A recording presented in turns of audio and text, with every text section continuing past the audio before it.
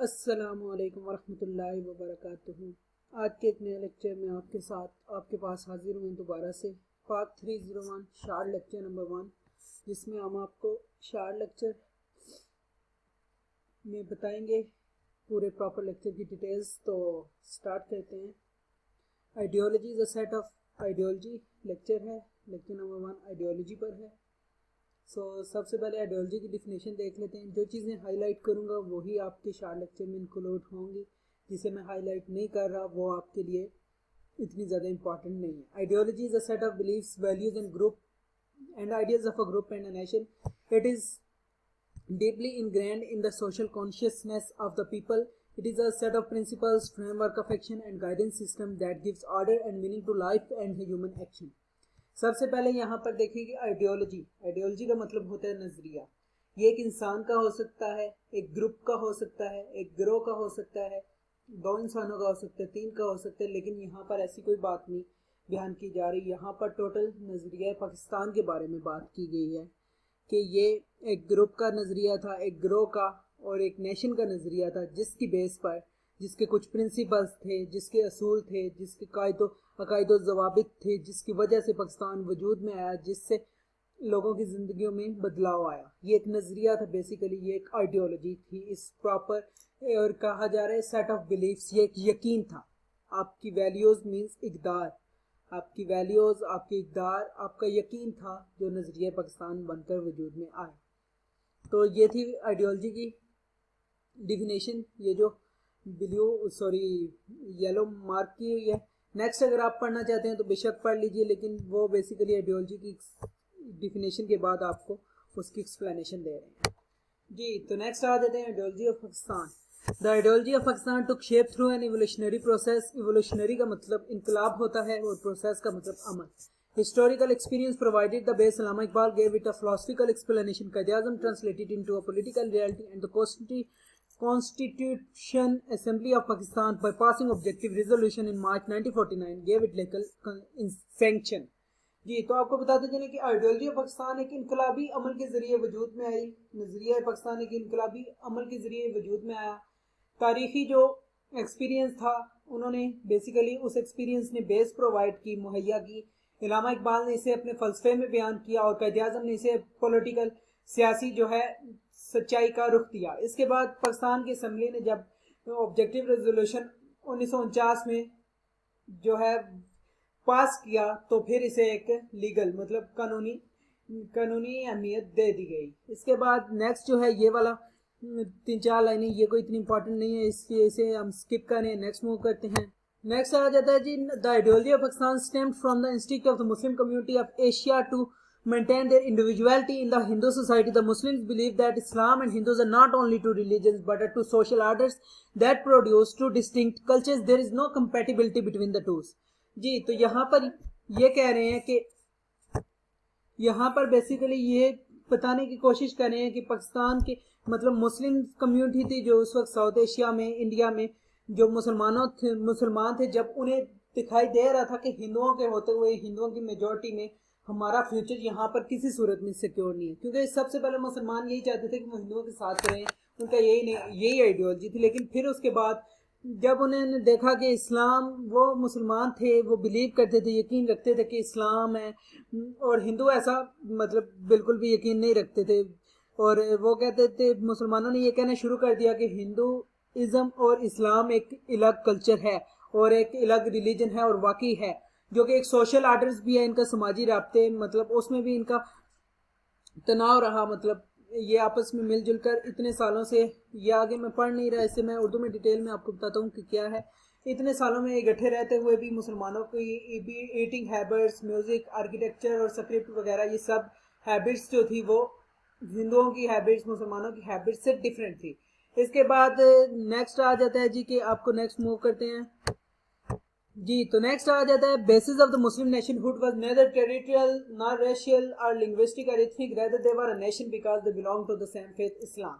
جی تو کہتے ہیں کہ بیس کیا تھی مسلمانوں کے الگ ہونے کی، مطلب ایک الگ وطن حاصل کرنے کی، یہ بیس بالکل نہیں تھی کہ وہ اپنا مطلب ایک وطن چاہتے ہیں وہ اس لیے چاہتے تھے کہ وطن ضرور چاہتے تھے لیکن اس لیے چاہتے تھے کہ الگ ٹکڑا، کیونکہ ہندوؤں کے ساتھ ان کا رہنا پاسبل نہیں تھا، ان کے سماجی رابطے میں ان کا ڈفرینس تھا، اس کے بعد ان کی ایٹنگ ہیبٹس، لیونگ کلچر وغیرہ سب کچھ جو تھا ٹوٹلی ڈفرینٹ، ان کے درمیان کوئی کمپیٹیبلٹی تھی نہیں۔ وہ اس لیے چاہتے تھے کہ جہاں پر وہ اپنا ایک زمین کا ٹکڑا حاصل کر سکیں، وہاں پر وہ اپنے عقائد و ضوابط عقائد کے مطابق رہ سکیں، وہ حضرت محمد صلی اللہ علیہ وسلم کی سنت کو فالو کر سکیں اور قرآن کی ٹیچنگ کو نہ بڑھا سکیں۔ یہ جو چھوڑا ہے میں نے وہ اسے میں اردو میں ایکسپلین کر رہا ہوں ساتھ ساتھ، ٹھیک ہے۔ یہ آپ نے بیسیکلی یہ یلو جو ہے مارک ہے، یہی امپورٹنٹ پوائنٹس ہیں۔ تو نیکسٹ موو کرتے ہیں evolution of two nation theory. جی تو نیکسٹ آ جاتا ہے evolution of two nation theory کا کانسیپٹ، اسے ڈیٹیل میں پڑھتے ہیں ہم۔ جی تو نیکسٹ ٹاپک آپ کا آ جاتا ہے evolution of two nation theory, اسے اسٹارٹ کر دیتے ہیں ہم۔ Concept of Muslim as a nation developed before the establishment of Pakistan. Pakistan was the product of this concept of nationhood rather than Pakistan creating a concept of nationhood. جی یہاں پر بیان کریں کہ پاکستان کا concept as a nationhood develop ہوا پاکستان بننے سے پہلے کہ ہم ایک نیشن کے طور پر نہ ابھریں گے۔ پھر کہتے ہیں کہ پاکستان پروڈکٹ تھا کنسیپٹ آف نیشن ہوڈ کا، پاکستان خود ایک نیشن ہوڈ کے کنسیپٹ سے ایک پروڈکٹ بنا، یہ نہیں کہ پاکستان نے کریٹ کیا کنسیپٹ نیشن ہوڈ کا مطلب، نیشن ہوڈ کا مطلب ایک قوم۔ اس کے بعد نیکسٹ آ جاتے ہیں ریٹروسپیکٹیولی the Muslim nationalism emerged with the advent of Islam that introduced new principles pertinent to every sphere of life. It implied the redemption of the humankind, establishing a benevolent society based on Quranic teaching. The beginning of the Muslim nationalism in the subcontinent may be attributed to the first Indian who accepted Islam.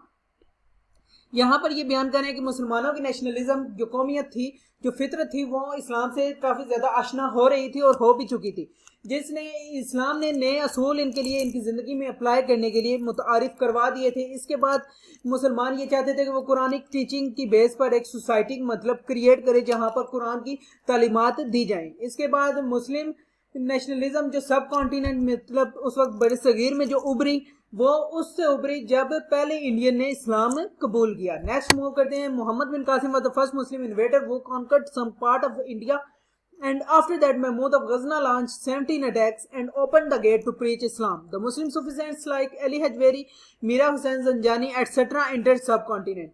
یہاں پر بیان کیا جا رہا ہے، یہ دو تین M C Qs بن سکتے ہیں کہ فرسٹ مسلم انویڈر کون تھے، تو آپ نے بتانا ہے محمد بن قاسم۔ اس کے بعد 17 اٹیکس والا اکثر پوچھا جا سکتا ہے کہ پوچھتے بھی ہیں، وہ محمود آف غزنہ، آئی تھنک یہ محمود غزنوی تھے، لیکن یہاں پر جیسے نام دیا ہوا ہے ویسے ہی وہ ایم سی کیوز میں پوچھ سکتے ہیں۔ اس کے بعد صوفی سینٹس کے نام آپ سے پوچھ سکتے ہیں جو سب کانٹیننٹ میں اس وقت انٹرڈ ہوئے تھے، تو ان کے ناموں میں علی حجویری، میرا حسین زنجانی۔ یہ بتا رہے ہیں کہ محمد بن قاسم نے کچھ پارٹ کانکر مطلب فتح کیا تھا انڈیا کا۔ اس کے بعد محمود آف غزنہ نے 17 اٹیکس کیے تھے۔ پھر اس کے بعد ایک رستہ کھلا وہاں پر بر صغیر میں جو ہے وہ پریچ کا، اسلام کی تبلیغ کی جا سکے۔ پھر مسلم صوفی سینٹس انٹر ہوئے وہاں پر، جن میں علماء میں علی حجویری صاحب تھے، میرا حسین زنجانی ایٹسٹرا تھے۔ اس کے بعد قطب الدین ایبک نے ایک ایسی پکچر پیش کی اسلام کی جو کہ سلطنتوں تک پھیلی اور مغل سلطنت نے بھی اسے اپنایا بر صغیر میں۔ اس کے بعد کہتے ہیں کہ اسلام کو not be absorbed in Hinduism, اسلام جو ہے وہ ہندوازم میں ایبزارب نہیں ہو سکتا۔ یہ امپورٹنٹ پوائنٹ تھے۔ اب نیکسٹ موو کرتے ہیں، نیکسٹ بتاتے ہیں the war of independence 1857 was a shattering setback to the Indian Muslims who were held responsible for the rebellion by the British. British جو تھے وہ یہی سمجھتے تھے کہ مسلمان ہر چیز کے ذمہ دار ہیں، مطلب تو وار آف انڈیپینڈنس 1857 میں جنگ آزادی جو تھی نا، جو لڑی گئی تھی، جنگ پلاسی بھی جسے کہا جاتا ہے، تو برٹش انہیں مسلمانوں کی نا مطلب اس کا ذمہ دار قرار دیتے تھے۔ The prominent name among them is Sayyid Ahmad Khan, who awakened and guided his community well in time. His educational drive, the Aligarh movement, proved with the best means of social mobility for the Muslim gentry under colonial rule. جی اس وقت جو ایک نام ابھر کر آیا ان میں سے سید احمد خان تھے، جنہوں نے جگایا اور گائیڈ کیا اپنی کمیونٹی کو۔ اس وقت ان کی ایجوکیشنل صلاحیتیں مطلب تعلیمی اصلاحات میں علی گڑھ موومنٹ، جسے ایک بہترین مطلب سوشل موبلٹی میں درجہ دیا جاتا ہے اس وقت کے مسلمانوں کے لیے، جو کہ ان کا مطلب کولونیل رول ایک مطلب حاکم کے انڈر تھے برٹشنز کے۔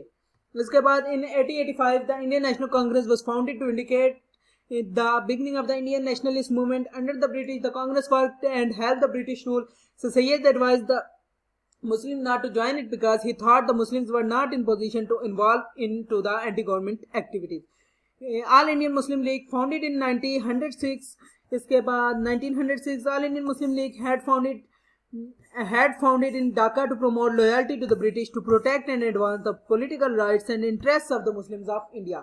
यहाँ पर बताया जा रहा है कि 1885 में इंडियन नेशनल कांग्रेस जो है वो बनी थी, फाउंड की गई थी, बुनियाद पड़ी थी उसकी. इसके बाद उन्होंने इंडिकेट करना शुरू कर दिया कि Indian nationalist movement under the British के अंडर एक इंडियन नेशनलिस्ट मूवमेंट चलाई उन्होंने.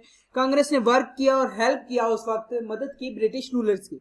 इसके बाद आ जाता सर सैयद ने मुसलमानों से ये कहा कि आप इसे ज्वाइन ना करें क्योंकि आप अब इस वक्त इस पोजीशन में नहीं है और साथ ये एंटी गवर्नमेंट एक्टिविटीज है. इसके बाद ये एमसीक्यूज में आ सकता है कि इंडियन नेशनल कांग्रेस कब बनी थी और ऑल इंडियन मुस्लिम लीग कब क्याम में आई. तो ये इंडियन नेशनल कांग्रेस 1885 और जो है ऑल इंडियन मुस्लिम लीग वो 1906 में बनी. इसके बाद ऑल इंडियन मुस्लिम लीग जो है वो कहाँ बनी थी वो आपसे पूछा जा सकता है. वो आप बता सकते हैं जी ढाका में. तो ये इसलिए बनी थी लॉयल्टी, मतलब अंग्रेजों को बताया जा सके ब्रिटिशर्स को मुसलमान लॉयल हैं आपसे, और अपने ताकि ये बताकर हम अपने हक, पॉलिटिकल सियासी हक और अपना इंटरेस्ट जो है मुस्लिम्स ऑफ इंडिया का वो सेव कर सकें. नेक्स्ट मूव करते हैं जी. तो नेक्स्ट आ जाते हैं हिंदी उर्दू कंट्रोवर्सी. ये तो शुरू से चलती आई है. इसको अगर आप रीड ना भी करें तो आप अपनी वर्डिंग में एक बार इसे रीड कर लें. ये कितनी लाइनें हैं, 8 से 10 लाइनें हैं. इसे 2 से 3 बार रीड कर लें, आप माइंड में बिठा लें कि इसमें क्या चीज़ें. बेसिकली 1857 की जंग इसी मौजू पर लड़ी गई थी जब हिंदू कह रहे थे कि हमें मतलब इस मुल्क में हिंदी राइज करनी है, उर्दू नहीं हो सकती. लेकिन मुसलमानों का ये मानना था कि उन्हें अपनी ज़ुबान के ज़रिए मतलब एक इलाक वतन में अपनी ज़ुबान राइज करनी है. ये भी एक इलाक वतन का मुतालबा बना. तो आप इसे लिख सकते हैं हिंदुओं के रवैये और उनकी साजिशें वगैरह ऐसे लिख कर. फिर आपके लिए ये 5 पॉइंट्स जो नेक्स्ट हैं, 5-6 पॉइंट्स, ये इंपॉर्टेंट है, इसे हम डिटेल में देख लेते हैं अभी जी. The Muslim nationalism is manifested with the सबलाइन principles. मुस्लिम जो चाहते थे ये प्रिंसिपल्स जो हैं वो इम्प्लीमेंट कर सके.